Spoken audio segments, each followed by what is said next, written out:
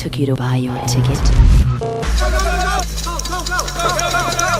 3.2 minutes. Time it took you to get your popcorn. 2.5 minutes. Time it took them Well, let's go. to steal your car. Hello, ladies. 60 seconds. Hello everyone, Daniel here from the Next Issue Podcast. On today's video, we'll be doing a review for the film Gone in 60 Seconds. This is a retro review, as this is a film that was released in the year 2000, rated PG-13 with a runtime of an hour and 58 minutes, with a Rotten Tomato score as of right now, which is wild to me, that critics 26%. That's insane. 77% from the audience, and a Letterboxd average rating of 3.0. Now, the reason I'm reviewing this film is because I actually just recently rewatched it. This is one of those films that if it's on TV, I'll probably end up just leaving it on. So that'll tell you a little bit about my upcoming feelings. But the reason I rewatched it was because I recently started listening to the 70 millimeter podcast. And they did this film. They've done a few films that I kind of want to go back and rewatch because I've listened to their episodes. It includes Gone in 60 Seconds, Minority Report, Training Day. So yeah, I'm very excited to catch up on some of the backlog from 70 millimeter.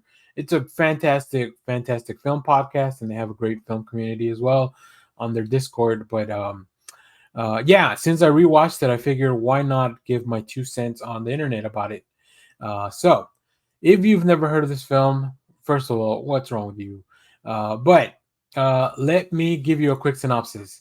Upon learning that he has to come out of retirement to steal 50 cars in one night to save his brother Kip's life, former car thief Randall Memphis Reigns enlists the help from a few boost happy pals to accomplish a seemingly impossible feat. From countless car chases to relentless cops, the high-octane excitement builds as Randall swerves around more than a few roadblocks to keep Kip alive. This is directed by Dominic Sena, who's also done movies like Storefish and Season of the Witch. So I think he has a very specific style of filmmaking.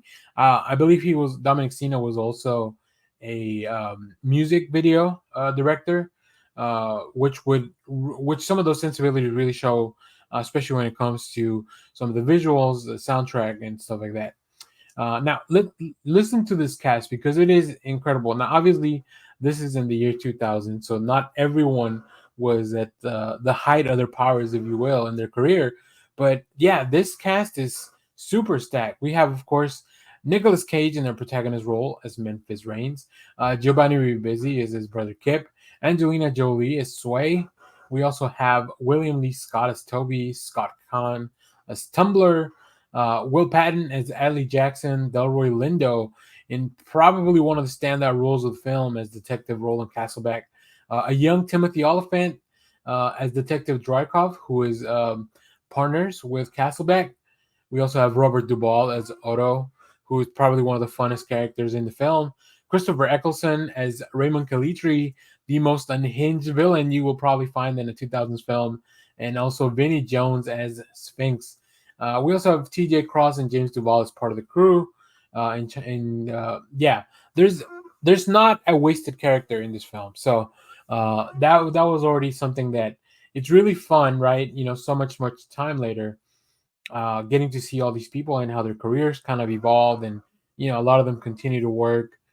Specifically, Nicolas Cage, who's had just there's gonna be books and films written about this man's career because every era, every decade is so different for him. But let's talk about Gone in 60 Seconds and why I love this movie so much.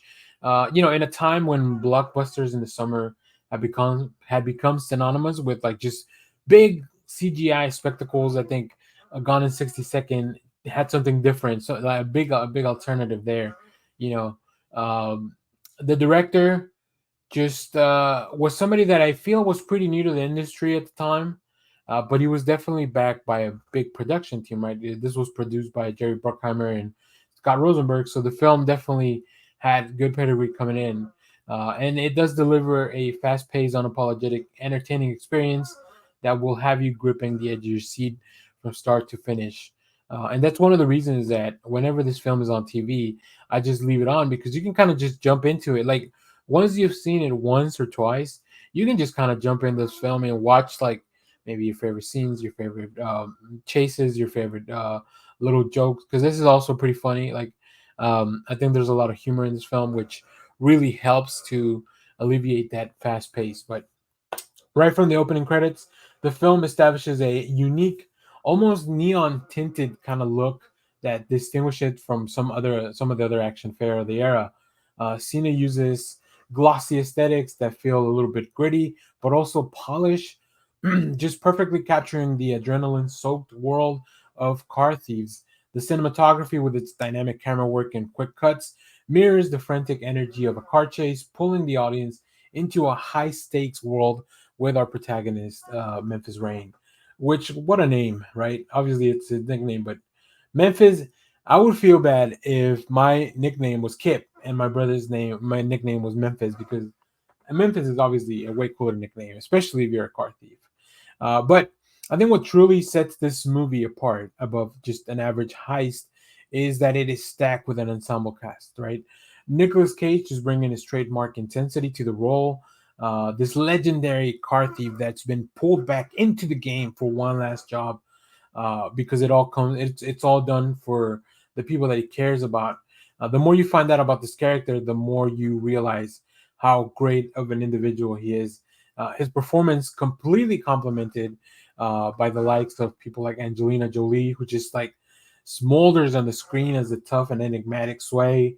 Giovanni Ribisi, who's like really gives you this high tension performance as his brother, as a troubled young brother who's always kind of looked up to him and wanted to be better than him because he had a bad opinion of him. As I mentioned, Delroy Lindo, just my goodness, what a performance! Such a great portrayal of a detective who is out to do his job, but is also very knowledgeable, specifically when it comes to cars. Young Timothy Oliphant, right before his career, I would say really took off. Robert Duvall, classic. So yeah, this just they elevated what could have been just a simple action film into a very fun driven spectacle. Each of the characters, no matter how small the roles, they at least leave you one. There's one scene at least where you'll be like, "Oh, damn, that's what they were there for," right? So even something smaller, some of the smaller characters, they get a little bit of their moment. Now, no review of this film I think would be complete without mentioning some of the great soundtrack that comes out from this film. It just very organically just woven into the film, right? There's such a big energy. It's just such a big part of the film, and it's kind of an eclectic mix of music, right? You have tracks like "Painted Black" by the Rolling Stones. You have the lowrider scene, which is like the lowrider bar, which is one of the best scenes, just like to get you kind of going. It's meme to death. So each of the songs just really amplifies the excitement and the tension that accompanies this film. I think the use of Moby's Flower as well, which was one of the first times I had ever heard a Moby song. Just it's been become synonymous with this film. But yeah, this is a soundtrack that'll have you like just wanting to make a playlist and drop it in and maybe go down the road. You also have songs like "Painted on My Heart" by The Cult, as I mentioned, "Flower" by Moby, "The Rockweiler" by Redman and Method Man, "Roll All Day" by Ice Cube, "The Scene with Party Up" by DMX. Oh my God, yeah, it's just fantastic stuff. And these things just they really work. They just work so well that it is incredible to me that the critics have this so rated so lowly. Now, I'm not a big car guy, but I do love to see cars. But for those that have a passion with automobiles, I think you'll get to see just a big showcase of a lot of really cool vehicles. Whether it's some American muscle like the Eleanor, who is the main. I would say if there was a protagonist car, the Eleanor, that Mustang Shelby, that would be the main one. There's like some European imports, some high end cars. There's just all like I don't know all about cars, but I know that a lot of these were like the top stuff that at the time. whether it was like classics or maybe some more of the new high value contemporary cards. Um, I think in the end, what makes this movie just like truly something that I love to revisit, it's how it's willing to embrace the over the top nature and unhinged nature, like the unhinged story that it's presenting. Right, this premise is wild. 50 cars in one night, like how does that logistically? How does that even work? Even if these guys, you have a big crew, you're still breaking up into teams of like two, like it, and you have to drive it. Whatever, it doesn't matter. The film doesn't just ask you to suspend your disbelief, but it encourages you to just leave it at the door. Whether it's a ludicrous car chase that defies physics, which doing some research for this and listening to the podcast, there seems to be very very just like subtle CGI things to enhance the film, which was cool. Like because I had never even thought about the use of CGI in this film, but yeah, it just delivers. It just really delivers. So I think this film is not burned by the pretense or just an overabundance of a complex narrative. It's very straightforward, but it's a cool action movie. It's got a unique visual style, fun characters, and just a great soundtrack that I think really ties everything together. All this driven by some fantastic performances, including Nick Cage. So, yeah, to me, this is a classic. I will never not want to watch this film, and I highly, highly recommend. If you haven't done a tour of the 2000s, early 2000s films, definitely drop this in there because it's really good. And of course, go check out the 70 millimeter podcast. Like I said, they have a really fun discussion about this film, which really prompted me to wanting to do something about it as well. So I'll probably be doing a few more retro reviews as I catch up on their movie backlog because they've talked about so many films that I really like, and maybe some films that I've been meaning to watch. So maybe that'll move them up to the top of the queue. But if you have a favorite episode of the 70 millimeter podcast, let me know in the comments, and then maybe I'll go check that one out because there's a lot of things that I need to go back and listen to.